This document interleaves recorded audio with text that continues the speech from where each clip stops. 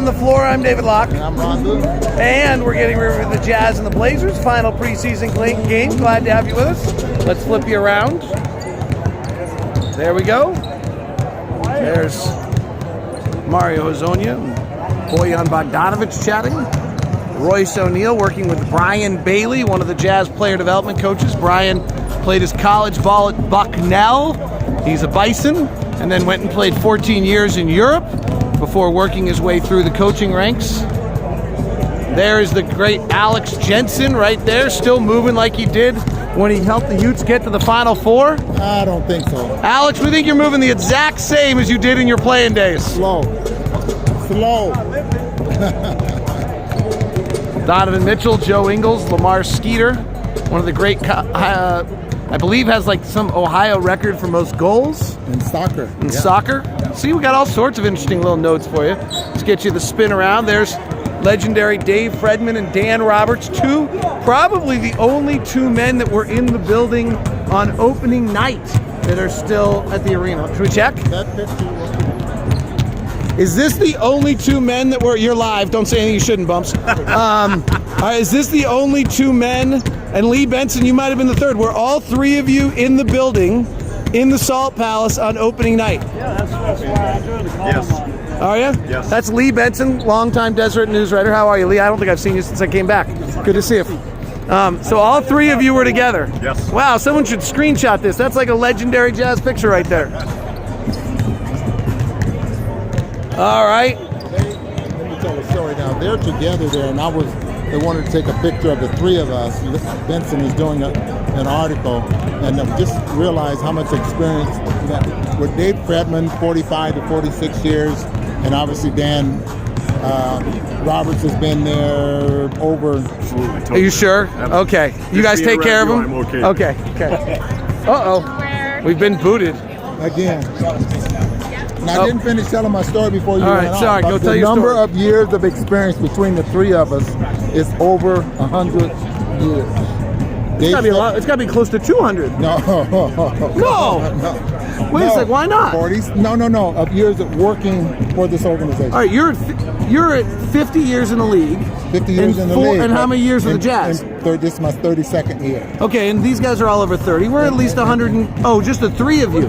Yeah, just the three. Oh, I thought you were counting Lee Benson's career of writing. No. And he's 107. Close. But it's amazing. He's doing an article there, and he just That's what he said. A picture of us with That's pretty cool. the guys that are still around. All right, we got bumped out of our spot, so you can't see Dame. Dame is right over here. Wait, where'd he go? Dame's gone. Yeah. Dame was there. Billy Branch. It's all sorts of people. Damian draws a crowd when he comes into town. Well, he should. Yeah. He and Donovan are just two of the great personality leaders in this league. Oh, there's Dame. Dame's talking to Randy Ray and his wife over there. Yeah. Randy Ray is Weber State's basketball coach. You know what's... Had a chance to play golf with him this summer. Oh, is he a good stick?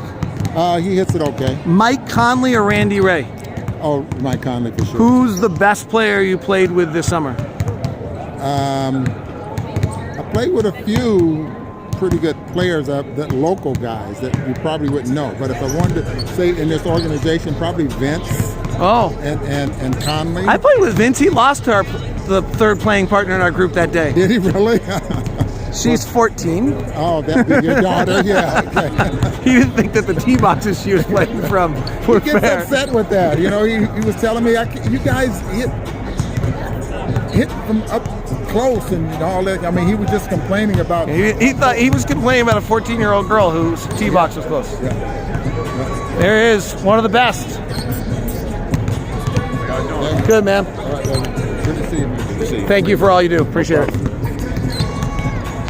Special Olympics ambassador. Yeah. He also did bullying.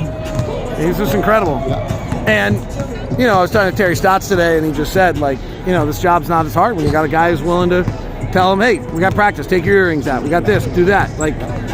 Get ready to go. We're professionals. When he's the one doing it, you don't have to do it. The Jazz have it in this young kid right here. You like those leaders like that, guys that work hard. Well, if you're a guy that's trying to make a franchise. So the Jazz getting ready for the Blazers. This is going to be pretty close to a regular season game from the way it sounds. I think Quinn, with the way they've played defense, is expecting his guys to come out and play.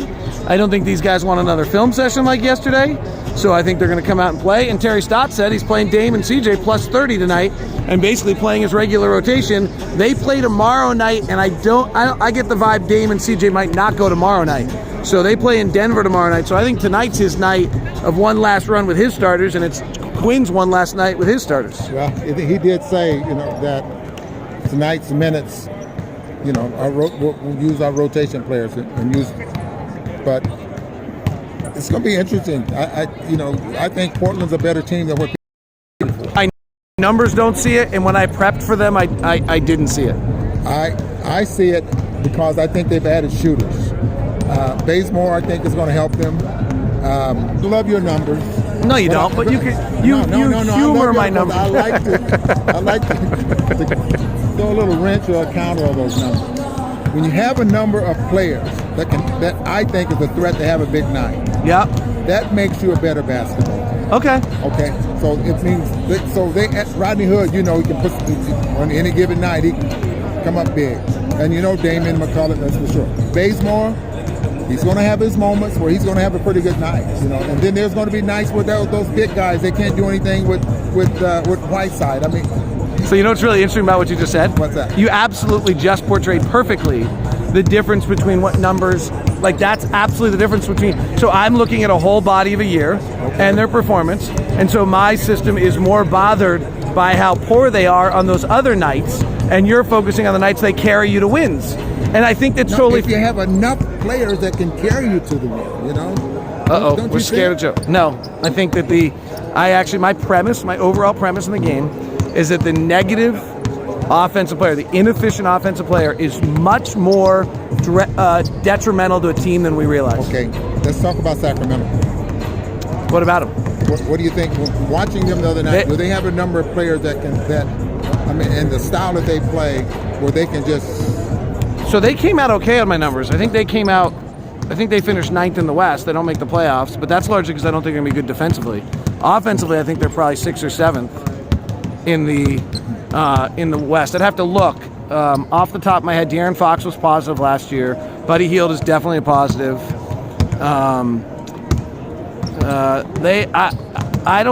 They're veteran pickups, actually. So Corey Joseph and Trevor Ariza are both bad offensive players in my system at this point of their career.